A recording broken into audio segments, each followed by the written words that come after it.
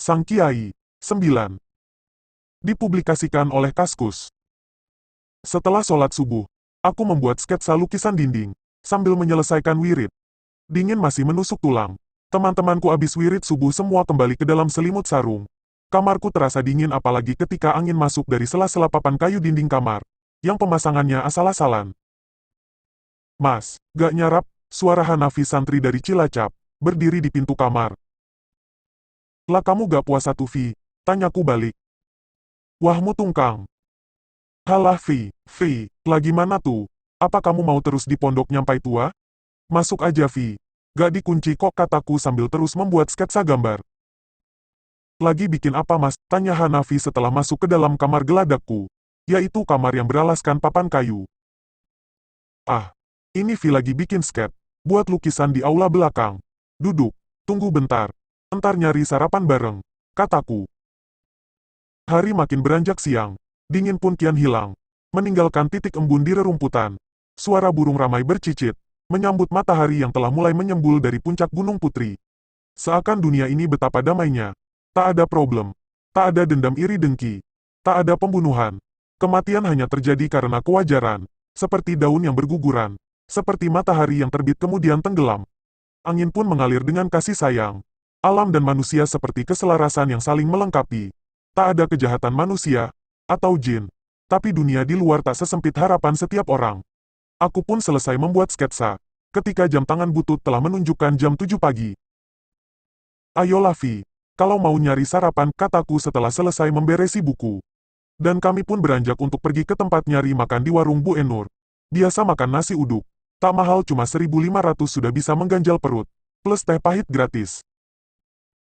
Sebenarnya di warung Bu Enur, sudah jadi rahasia umum, bahwa setiap pemuda yang datang bukan hanya yang dituju makannya tapi anak gadis Bu Enur yang cantik, manis dan centil. Itu juga tak ketinggalan si Hanafi, dan aku ujung-ujungnya juga ikut ngelirik. Ah memang syaitan paling gampang menularkan penyakit menular, yang paling mudah yaitu nafsu. Melewati gat-gat aliran darah, dan menghangatkan hati yang kasmaran dengan bisikan-bisikan menghanyutkan. Dan membumbui sesuatu yang sepele jadi besar, bahkan jadi gunung yang siap meletus.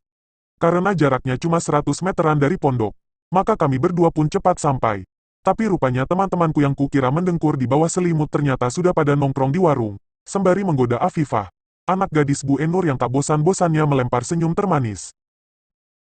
Oh alah, kalian sudah pada di sini tuh, tanyaku dijawab dengan cengenges-cengenges si Kolil, Udin, Tarsan, Majid, dan yang lain. Mereka tak segera beranjak padahal semua nasi di piring sudah tak ada sebiji pun. Heran. Ah mbok ya gantian tuh, kataku agak jengkel, karena kursi penuh sudah tak ada tempat duduk. Teman-temanku pun segera beranjak. Udah deh mas, dienak-enakin aja, ku tinggal dulu, kata Udin mewakili yang lain. Aku dan Hanafi segera memesan nasi uduk, yang segera dibawa keluar oleh Afifah. Biasa Hanafi pun mengeluarkan jurus menggoda. Aduh ini nasinya apa orangnya ya, yang baunya harum? Ih mas Hanafi bisa aja, jawab Afifah dengan nada kenes. Mas Ian, tolong dilukis Afif dong, katanya manja sambil duduk di sebelahku. Kamu minta dilukis? Heeh. Emang kuat kamu mesti duduk seharian? Jangankan seharian, bertahun-tahun duduk di depan Mas Ian pun aku kuat. Jawabnya makin kenes dan manja. Wah bisa membuatku tak bisa tidur.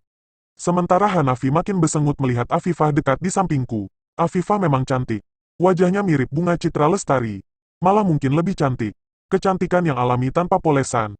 Sebenarnya beberapa hari yang lalu, ketika aku belanja sendiri ke warung Bu Enur dan Afifah yang melayaniku membeli menanyaiku. Mas Ian ini dari Jawa Timur ya? Kata Bu Enur. Iya Bu, jawabku singkat. Belum punya istri kan mas? Tanya Ibu Enur lagi. Apa Bu? Kataku pura-pura tak mendengar. Enggak, kalau Mas Ian belum punya istri, nyari aja di sini. Wah gelagatnya makin tak baik. Afifah ini anak ibu juga sudah besar dan sudah pantas bersuami, kata Ibu Enur tanpa basa-basi. Wah saya ini sudah punya istri 3 Bu, kataku berbohong. Ah tak mungkin itu, Masak masih muda, sudah punya istri 3, kata Bu Enur sambil tertawa. Lah mau bilang apa Bu? Kenyataannya memang begitu, kalau saya punya istri 3 lalu bilang masih perjaka, lah nanti kalau ketahuan kan berabe. Mending jujur aja, kataku meyakinkan. Wah, kalau 3 tentu masih bisa tambah 1. Mau kan Fa jadi istri yang keempat? Kata Bu Nur ditujukan pada Afifah yang sedang ngupas bawang merah. Dan Afifah manggut. Edan. Aku jadi melongo. Salah tingkah. Ibu sama anak kompak banget ngerjain orang. Gimana Mas Ian? Afifah sudah mau itu. Wah, harus ngasih makan 4 orang Bu. 3 orang aja mumet. Apa kuat ya? Kalau ditambah 1, kataku seakan-akan perkimpoyan itu akan benar-benar terjadi. Mas, Iva ini makannya sama tempe aja sudah mau. Tak perlu yang mewah.